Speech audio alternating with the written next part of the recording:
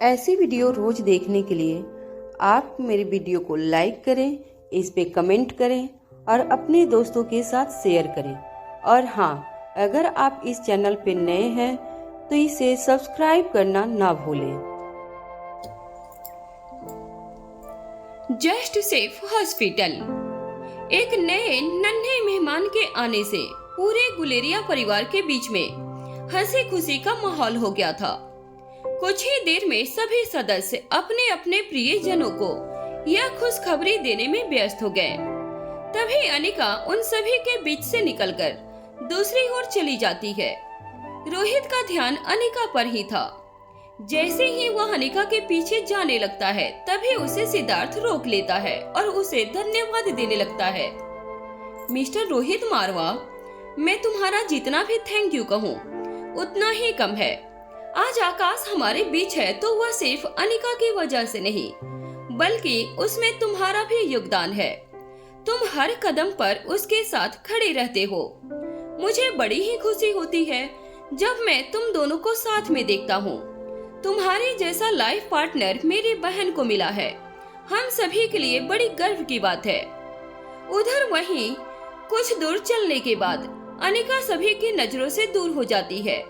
फिर वह अचानक से रुक जाती है और दीवार से हल्की सी टेक लगाकर वहीं पर खड़ी हो जाती है।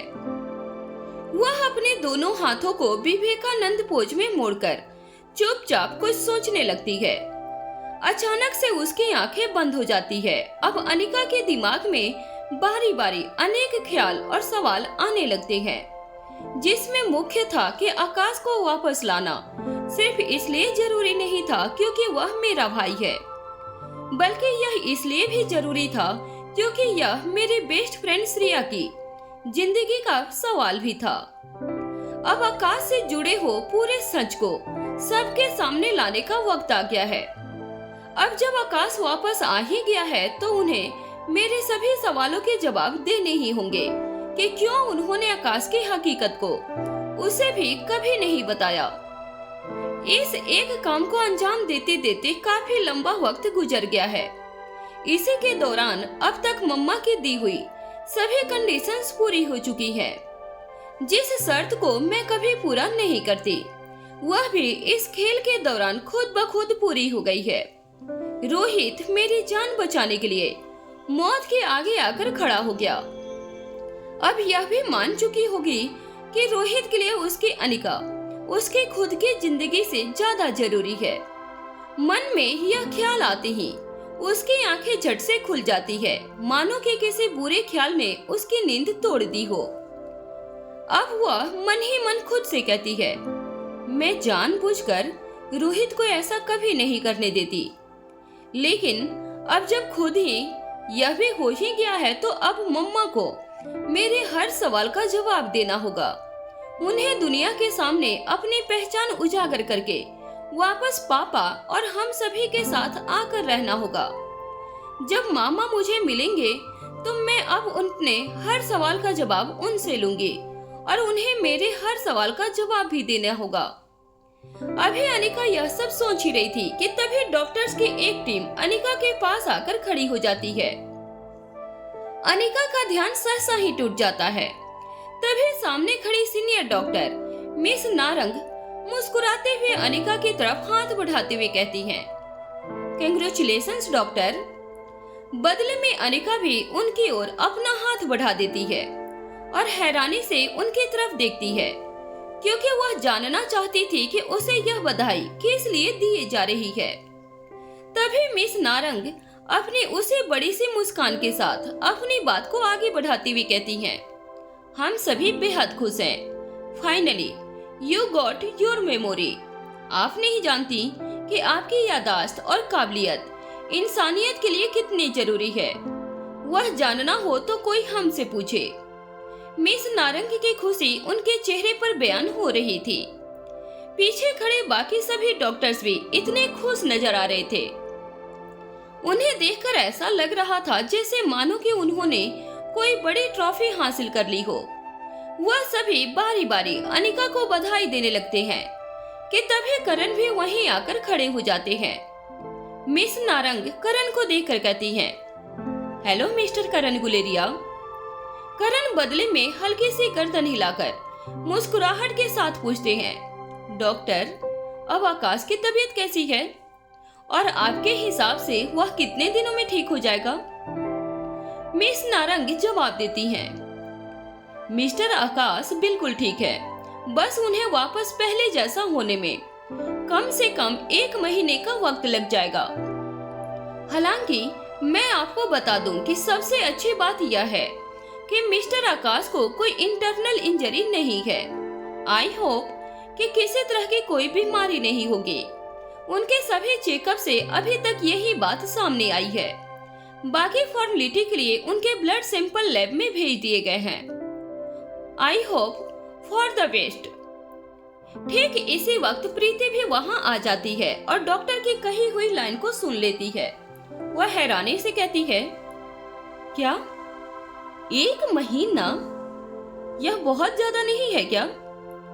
प्रीति की आवाज सुनकर सभी उसी ओर देखने लग जाते हैं। प्रीति के चेहरे पर हैरानी थी। अपनी बात कहने के बाद वह अनिका की तरफ देखने लगती है। डॉक्टर नारंग मुस्कुराकर प्रीति की तरफ देखते हुए कहती है,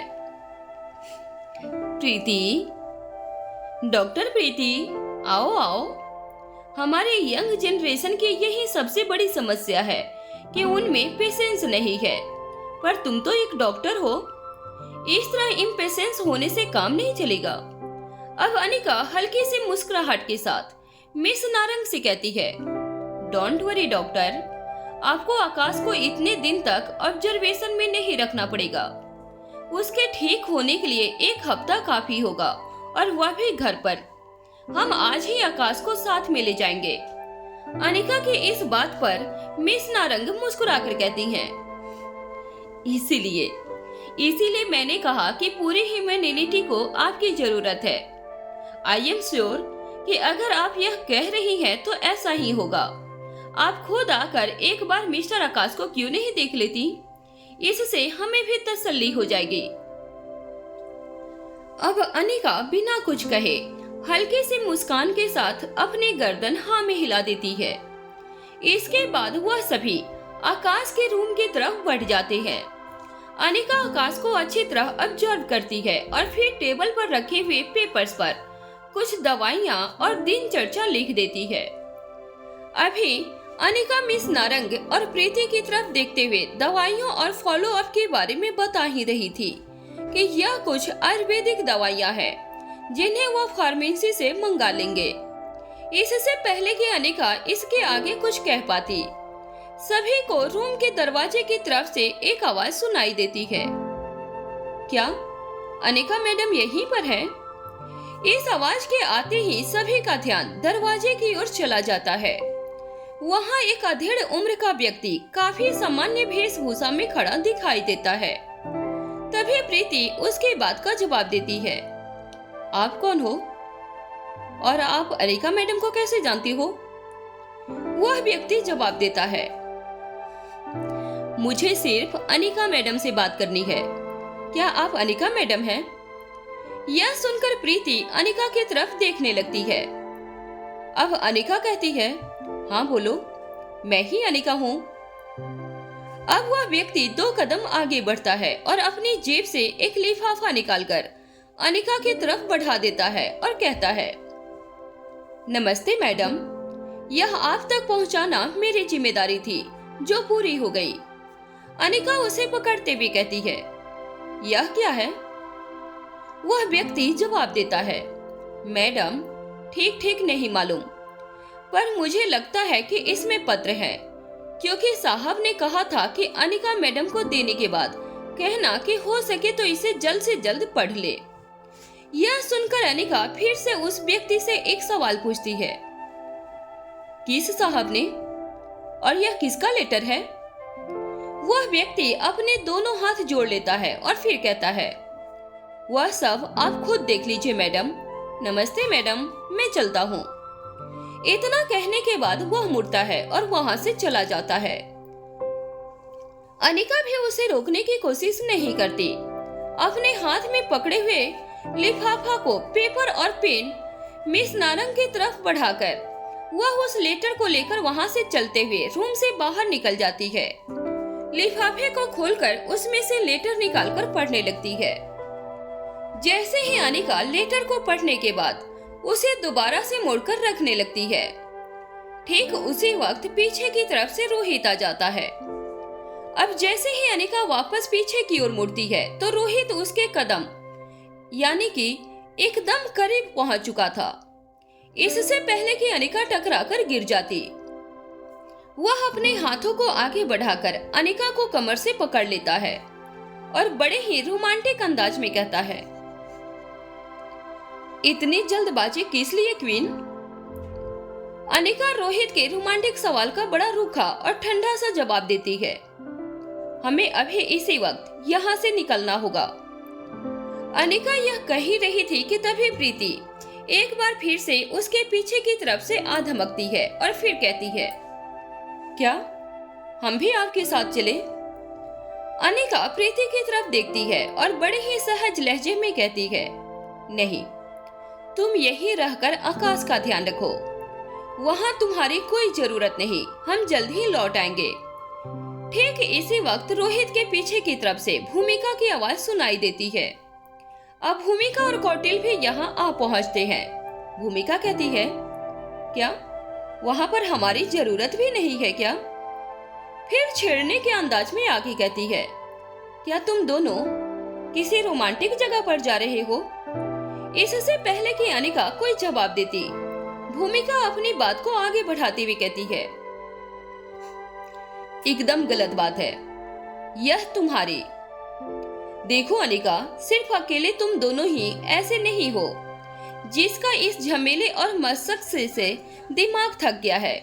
हम सब भी एक ब्रेक चाहते हैं। देखो, हम तुम्हारे रोमांस में किसी तरह का कोई खलल नहीं डालेंगे, पर इस वेकेशन पर हमें भी साथ लेकर चलो। इसके बाद वह प्रीति की तरफ देखकर कहती है, प्रीति तुम बताओ, क्या मैंने गलत कहा क्या? भूमिका की यह बात सुनकर प्रीति थोड़ी सी झिझक महसूस करती है। बेशक उसके लिए अनिका के मायने कुछ और ही थे, लेकिन फिर भी वह उसके लिए ऐसी बड़ी बहन थी जो माँ की जगह पर होती है। अगर यही बात भूमिका ने रोहित और अनिका की गैर मौजूदगी में पूछी होती तो प्रीति कोई अच्छा जवाब देती, लेकिन इस वक्त वह एक पल के लिए सुन रह जाती है।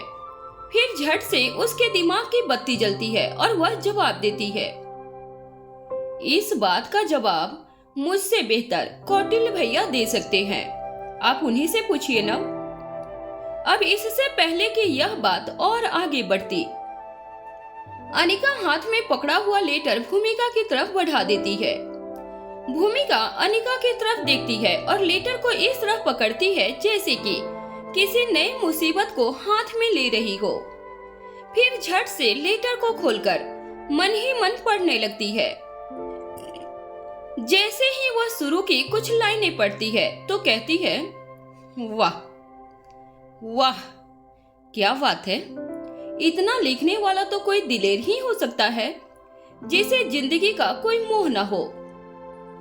इसके बाद कुछ ही पलों में पूरा पत्र पढ़ डालती है और अंत में अनिका की तरफ देखते हुए कहती है, यह तो एकदम गलत बात है, कोई अपने साथ ऐसा कैसे कर सकता है, यह कानूनन अपराध है।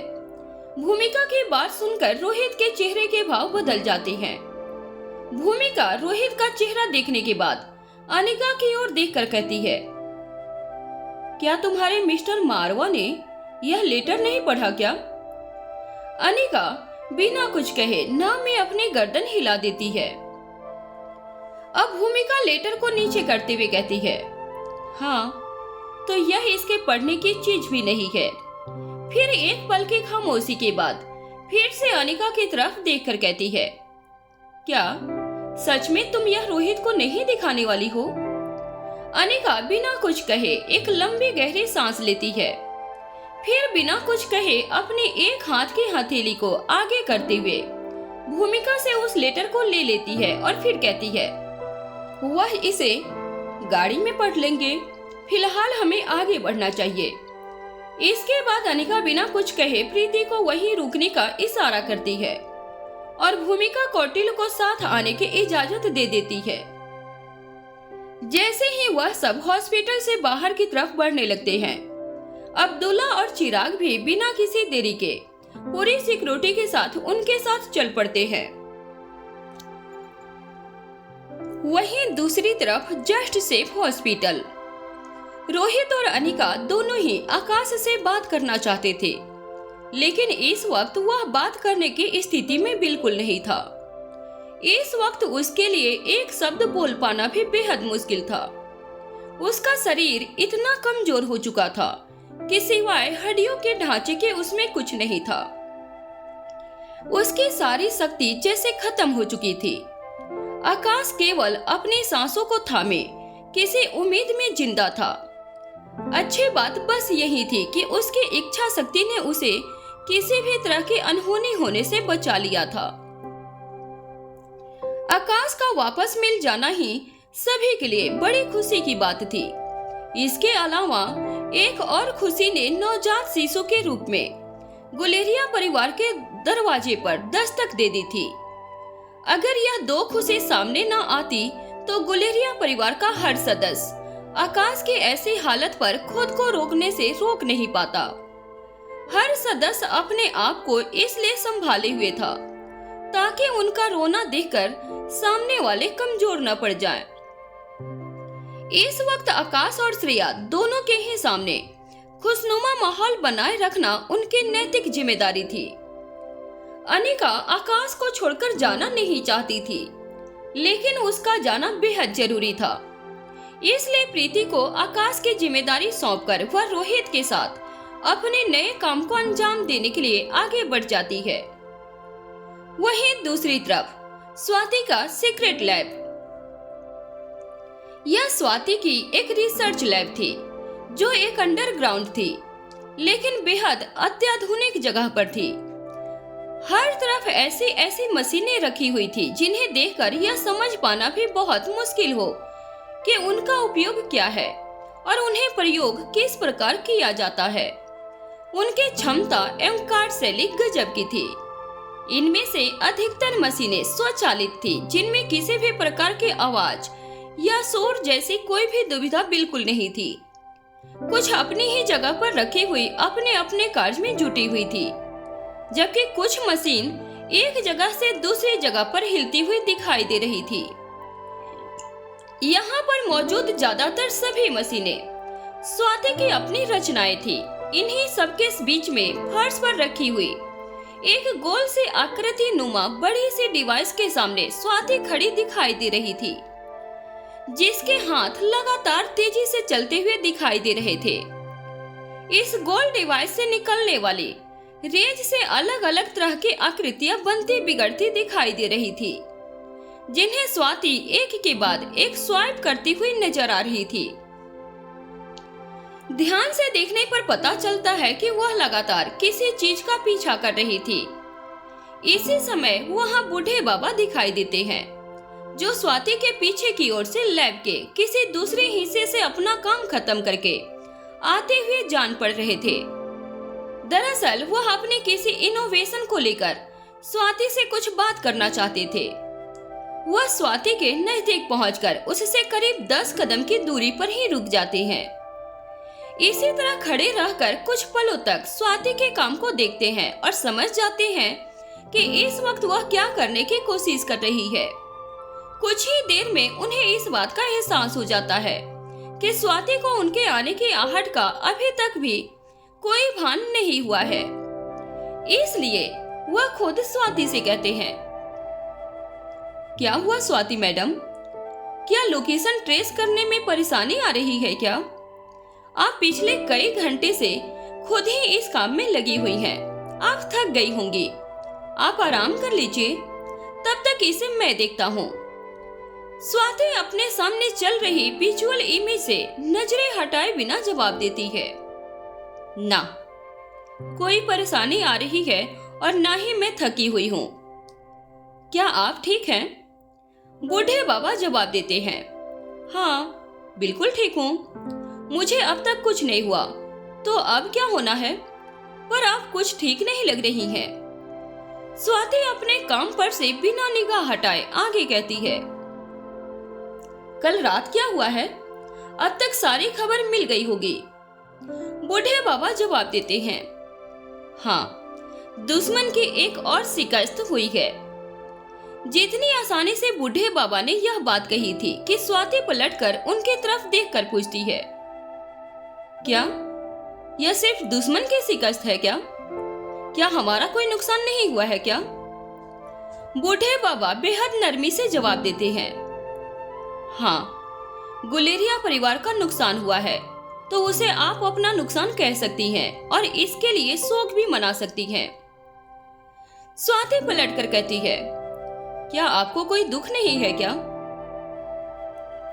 बूढ़े बाबा उतनी ही नरमी से फिर जवाब देते हैं, नहीं मैडम, हमारे पैसे में रोग और शोक दोनों के लिए ही कोई जगह नहीं। ये सही बात है मैडम, दोनों ही बेमौत मरने को निमंत्रण देते हैं। दुश्मन के लिए सहानुभूति को बेवकूफी से ज्यादा कुछ नहीं कहा जा सकता। बूढ़े बाबा के इस बात पर स्वाति उनकी तरफ देखती है और किसी गहरी सोच में चली जाती है। वहीं दूसरी तरफ जस्ट सेफ हॉस्पिटल। रोहित और अनिका के बाहर पहुंचने से पहले ही उनकी गाड़ियां उनके इंतजार में कतार में आकर खड़ी होती है। रोहित आगे बढ़कर अनिका के लिए गाड़ी का दरवाजा खोलता है। अनिका पीछे वाली पैसेंजर सीट पर बैठ जाती है। रोहित गाड़ी में बैठने के लिए दूसरी तरफ जाने लगता है। कौटिल्य बैठने के लिए दूसरी गाड़ी की तरफ आगे बढ़ता है कि तभी भूमिका उसका हाथ पकड़ लेती है और फिर कहती है, रुको, मैं अनिका के साथ ही जाऊंगी, तुम भी हमारे साथ ही आ जाओ। भूमिका की बात सुनकर रोहित अपनी जगह पर ही रुक जाता है और उसकी तरफ देखता है। भूमिका रोहित पर कोई ध्यान नहीं देती और जल्दी से अनिका की गाड़ी का दरवाजा खोलती है और उसके साथ बैठ जाती है। रोहित भूमिका के इस व्यवहार पर काफी हैरान होता है, लेकिन चेहरे से किसी तरह के भाव प्रकट नहीं करता।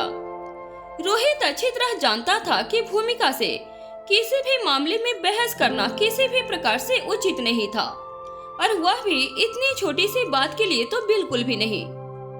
भूमिका की जगह किसी और की ऐसा करने की कभी हिम्मत नहीं होती। आखिर भूमिका रोहित की बहन थी और अब यह भाई बहन के बीच का सवाल था। भूमिका के इस हरकत पर रोहित के सिक्योरिटी गार्ड भी किसी तरह की कोई प्रतिक्रिया नहीं देते। बिना रोहित के इशारे के वह इस मामले के बीच में नहीं पड़ सकते थे। अभी रोहित अपनी जगह पर खड़ा सोच ही रहा था कि तभी भूमिका गाड़ी के शीशे को नीचे करती है और उसमें से गर्दन बाहर निकालकर रोहित से कहती है, हमें देखते ही रहोगे या अंदर भी आओगे? आगे वाली पैसेंजर सीट पर बैठ जाओ। इससे पहले कि रोहित कुछ कह पाता, कौटिल्य भूमिका से कहता है, आप लोग चलिए, मैं दूसरी गाड़ी में आता हूँ। अब रोहित अपनी तर्जनी उंगली और अंगूठे को अपने माथे पर रख लेता है और अगले ही सेकंड कौटिल्य को रोकते हुए कहता है, क्या तुम हमारे लिए गाड़ी ड्राइव करना चाहोगे क्या? यह सुनकर कौटिल्य अपनी ही जगह पर रुक जाता है। कौटिल्य पहले ही भूमिका की हरकत पर असमंजस की स्थिति में था। अब रोहित के इस बात पर उसे थोड़ी सी झिझक महसूस होती है। उसे समझ ही नहीं आता कि वह क्या करे। फिर वह बिना कुछ सोचे समझे हाँ कर देता है। वैसे भी रोहित को इनकार करने का सवाल ही नहीं उठता था। अब रोहित ड्राइवर को इशारा करता है। ड्राइवर बाहर निकलकर एक और खड़ा हो जाता है। अब कौटिल्य आगे बढ़ता है और ड्राइवर सीट पर बैठ जाता है। रोहित उसके साथ वाली पैसेंजर सीट पर बैठ जाता है। कौटिल्य अभी भी मन ही मन इसी सवाल में उलझा हुआ था कि भूमिका को ऐसा करने की क्या जरूरत थी। वह दोनों दूसरी गाड़ी में आराम के साथ चल सकते थे। कौटिल्य के मन में यह विचार इसलिए नहीं आ रहे थे कि उसे ड्राइव करना पड़ रहा था, बल्कि इसकी वजह यह थी कि उसे भूमिका के साथ कुछ पर्सनल वक्त मिल जाता। इसके अलावा रोहित का व्यक्तित्व ही ऐसा था कि किसी के लिए भी बिना किसी झिझक के उसके साथ बैठना बेहद मुश्किल होता था। भूमिका के इस व्यवहार का सिर्फ एक ही कारण था और यह कि वह लेटर पहले ही पढ़ चुकी थी। अब वह उस लेटर पर रोहित का रिएक्शन देखना चाहती थी। जहां रोहित और कौटिल्य के चेहरे एकदम सामान्य थे, वहीं भूमिका के चेहरे पर बड़ी सी मुस्कान थी। यह मुस्कान सामान्य नहीं थी, इसमें शरारत छिपी हुई थी। सभी के बैठ जाने के बाद काफिला आगे की ओर बढ़ जाता है। अब भूमिका आगे के सीट की तरफ झुकते हुए रोहित से कहती है, रोहित, क्या तुम नहीं जानना चाहते कि हम कहाँ जा रहे हैं और क्यों जा रहे हैं? सिर्फ रोहित ही नहीं, कौटिल्य भी ठीक ठीक यह नहीं जानता था कि वह लोग किस तरफ आगे बढ़ रहे हैं। उसे सिर्फ आगे चल रही सिक्योरिटी टीम को फॉलो करना था। अनिका अब्दुल्ला को पहले ही लोकेशन भेज चुकी थी कि उन्हें किस ओर जाना है, इसलिए सिक्योरिटी गार्ड्स और ड्राइवर अच्छी तरह जानते थे कि उन्हें कहां जाना है। अब रोहित बिना कोई हाव भाव दिए भूमिका की बात सुनकर हल्के से गर्दन घुमाकर तिरछी आंखों से भूमिका की तरफ देखता है। रोहित के कोई जवाब नहीं देने पर भी भूमिका आगे कहती है, अच्छा, कोई बात नहीं। अगर तुम्हें नहीं पता है तो अब पता चल जाएगा। क्या तुम वह लेटर पढ़ना नहीं चाहोगे जो तुम गाड़ी में पढ़ने वाले थे? भूमिका की यह बात सुनकर अनिका अपनी गर्दन को हल्का सा नीचे झुका लेती है और अपने हाथ की 4 उंगलियों को अपने माथे पर रख लेती है। वह समझ जाती है कि भूमिका शरारत के मूड में है और वह इसी वजह से उनके साथ एक ही गाड़ी में सवार हुई है। वह जानती थी कि वह लेटर रोहित की तरफ बढ़ाना ही होगा।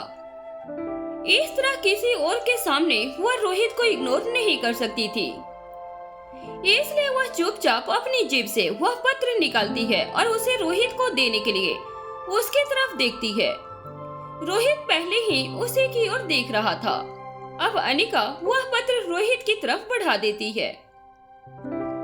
रोहित चुपचाप उस लेटर को ले लेता है और वापस आगे की ओर चेहरा करके बड़े ही शांत भाव से उसे खोलकर पढ़ने लगता है।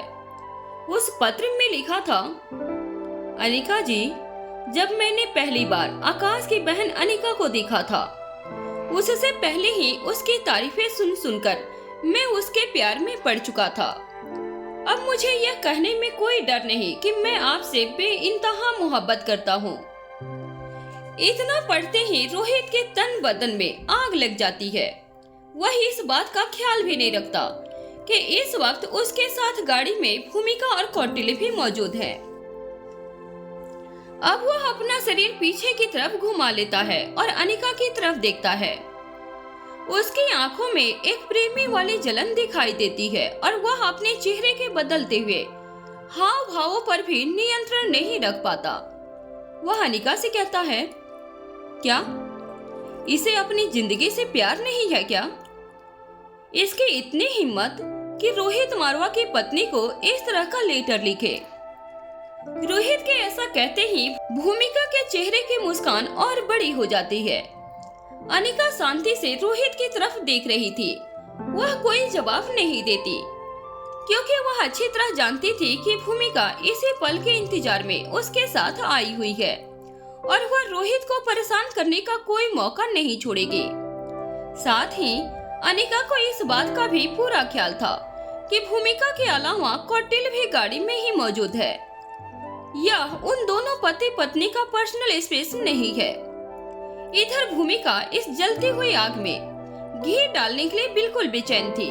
वह झट से जवाब देते हुए कहती है, नहीं, उसे तुम्हारा कोई डर नहीं। आखिर तुम उसे मारने से ज्यादा कर भी क्या सकते हो? आज मोहब्बत में फना होकर वह खुद को अनिका का तुमसे भी बड़ा आशिक साबित कर देगा। वैसे भी तुम्हें इसके लिए भी तकलीफ नहीं उठानी होगी। वह तो खुद अपनी मौत की तारीख और वक्त लिख चुका है।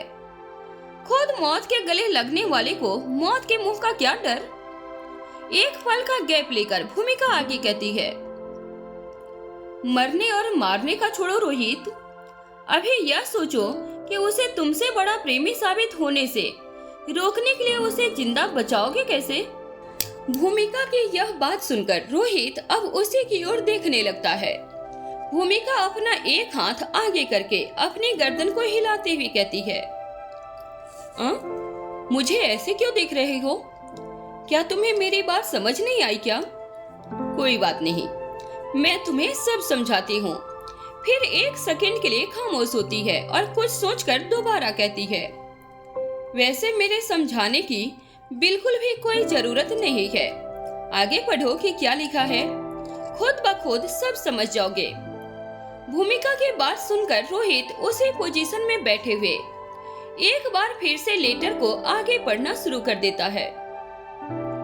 मैं दिल से चाहता था कि जब आप अपने लिए लड़का चुने तो वह खुश नसीबी मुझे मिले। यह पढ़ते हुए रोहित का चेहरा गुस्से से तमतमाने लगता है। उसमें आगे लिखा था, पर सबकी किस्मत रोहित मारवा जैसी नहीं होती। अगर सही कहूँ तो आपके लिए रोहित मारवा से अच्छा कोई दूसरा मैच हो ही नहीं सकता। रोहित पत्र को पूरा पढ़ डालता है, जिसमें अंतिम पंक्तियां लिखी थी, मैंने हर पल को भरपूर जिया है, अब इस दुनिया से जाने का वक्त हो गया है। तड़प तड़प कर मरने से अच्छा है कि मैं अपने लिए एक आसान मौत चुनूं, जो मैं चुन चुका हूँ। अब आप सोच रही होंगी कि मैं यह सब आपको क्यों बता रहा हूँ। दरअसल इसकी दो वजह है। पहले यह कि अगर आपके दुश्मनों से जुड़ी हुई कोई इंफॉर्मेशन मेरे पास हो और आप उसके बारे में ना जानती हो तो मैं आपको दुनिया छोड़ने से पहले वह दे सकूं।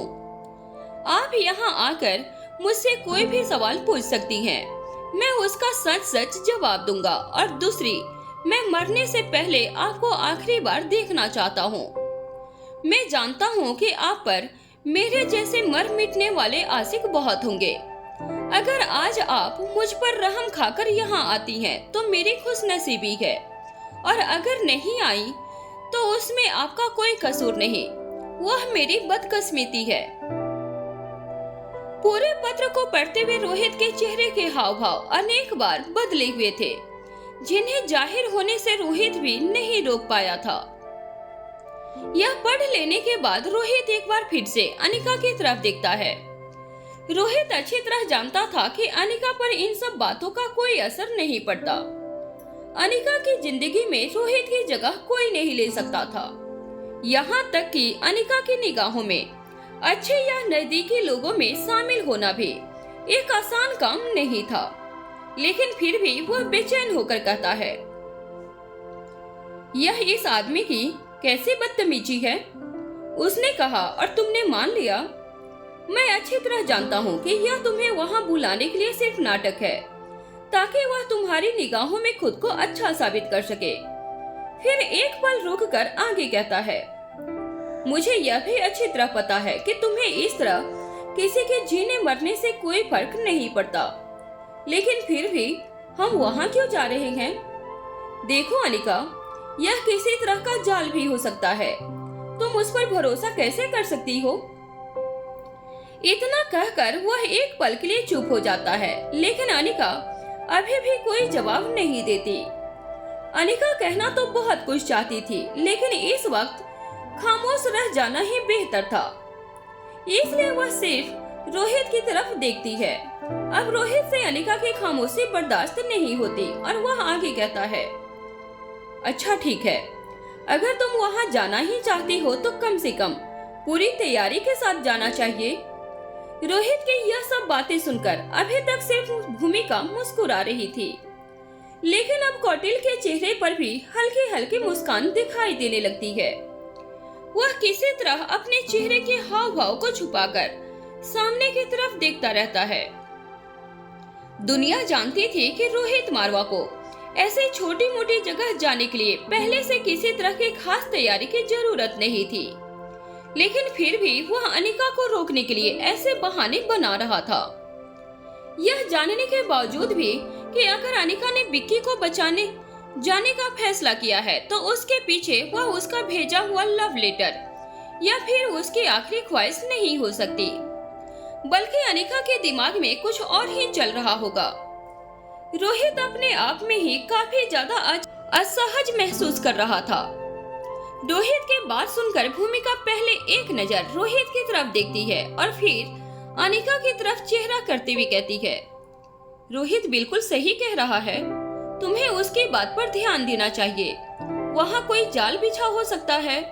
माना कि तुम दोनों अपने आप में ही दो बड़ी पलटन हो और तुम्हारी सिक्योरिटी टीम ना तोड़ी जा सकने वाली लोहे की दीवार जैसी है, लेकिन फिर भी तुम दोनों इस तरह बिना तैयारी के अचानक से कहीं कैसे जा सकते हो? फिर एक पल रुककर रोहित की तरफ देखकर दोबारा से कहती है, पर रोहित तुम्हें भी समझना चाहिए, अनिका कभी नहीं चाहेगी कि कोई प्यार करके मामले में तुमसे आगे निकल जाए, इसलिए उसकी जान बचाना बेहद जरूरी है। इस वक्त भूमिका के चेहरे पर हल्की हल्की हंसी थी। रोहित को यह समझने में अब और देर नहीं लगती कि भूमिका के दिमाग में क्या चल रहा है। रोहित बिना किसी देरी के अपने चेहरे के भाव पर काबू पा लेता है और वापस सीधा होकर बैठने के साथ साथ आगे की ओर देखने लगता है।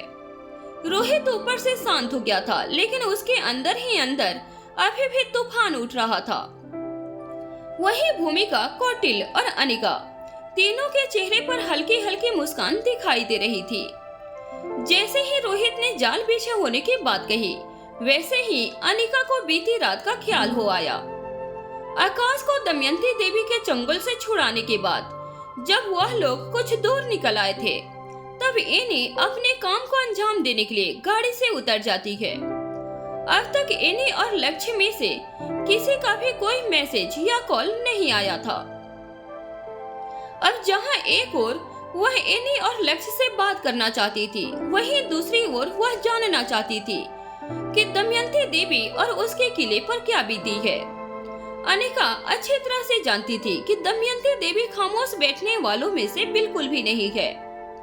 अनिका को एक बार फिर से लच्छू का ख्याल हो आता है और वह अंदर ही अंदर बेचैन हो उठती है।